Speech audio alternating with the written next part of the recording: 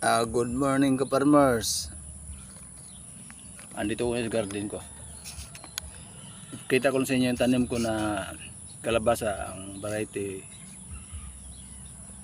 zucchini. Ang bunga nito para siyang pipino pero hindi pa siya namumunga. Kasi mula transplant 2 weeks. Lahat ng tanim ko ito 2 weeks. Mula transplant. Meron ko kahapon na ako nagtanim pala ng upo. Kahapon pa lang. Kahapon ko pala tinatransplant. Itong ko talong siling haba.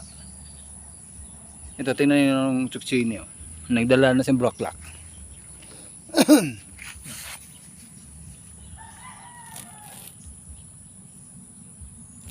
Yan.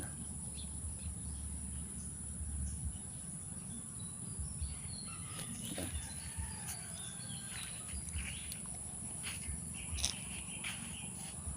Ito ra pala ang opo.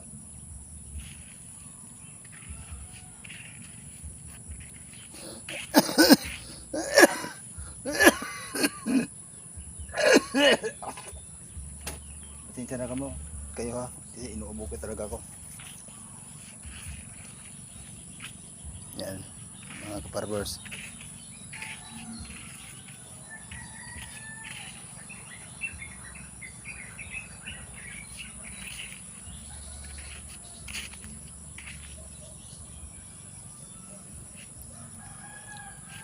Ito naman talong.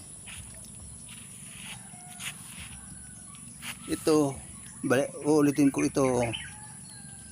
Ang purpose nitong plastic na to, pag maglagay ko ng pataba dito ko ibubuhos para hindi kayo masyado matapon, para diretso sa ugat. Yan tendency niya, yan ang purpose ko rin.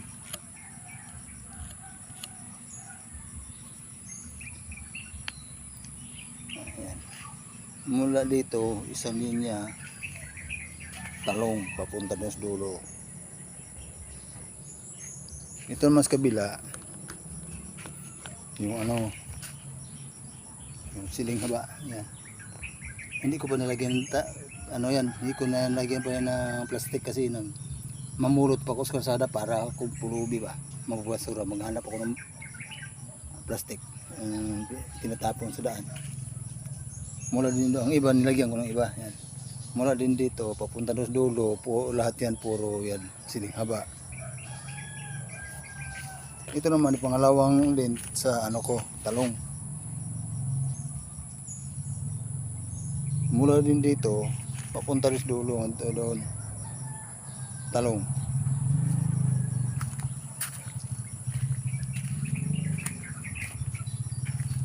Ito ang tomates, inobserbahan ko lang to kung anong mayroon nito magkabigay ito ng bunga. Kasi nung maliit pa to, 6 na anodes, ang pang-6 pinutol ko. Ito na kibali niya. Sayod ngayon yan. Nagdala siya ng bunga. Namulaklak na rin. Try ko lang to. Gaya din, talong, ganun din gawin ko. Ito pangatlo. Ang talong, papunta din sa dulo, talong. Iba dito opo, iba dito talong. Hinalo ko kasi naubusan ako ng opo. Yan. Sa wakas nalinis na rin yung ko, lalim.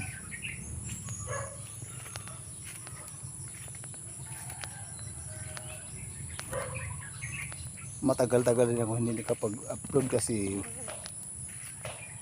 gawa ng walang budget panload.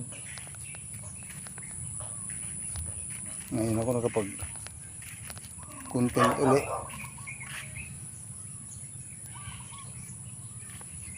Kahapon ito nagawa ko kahapon, naglinis ako dito naman ito ilang araw may sisibol dito na kamuting kahoy papunta doon sa lolo.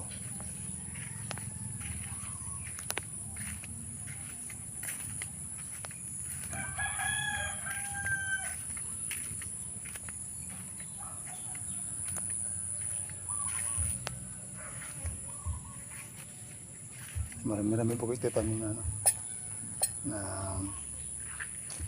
talong. Yan o. Wala na akong sako. Pag makapira ko, bibili ako ng sako.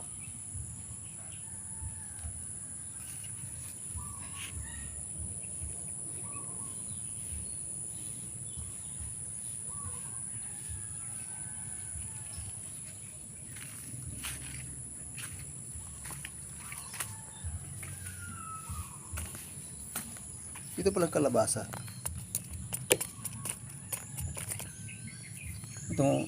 Ito palang bayabas. Itong bayabas na to, hindi ito matawag na ano, hindi ito matawag na seeds kasi napulot ko lang to. Naglinis ako sa gagawin kong garden. May nakita akong ugat. Sa kaligitan ng ugat, mga mula puno, mga 1 meter na tumubo to doon sa gitna. Bago din ugat naman uli. Ang ginawa ko, kinating ko siya. Sinubukan ko kung anong mayroon nito. Yan.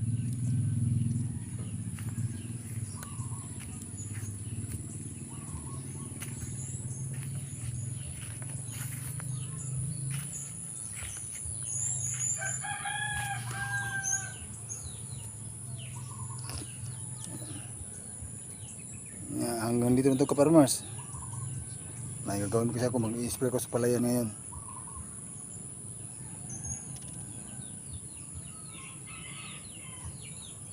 Hanggang dito na lang. Salamat.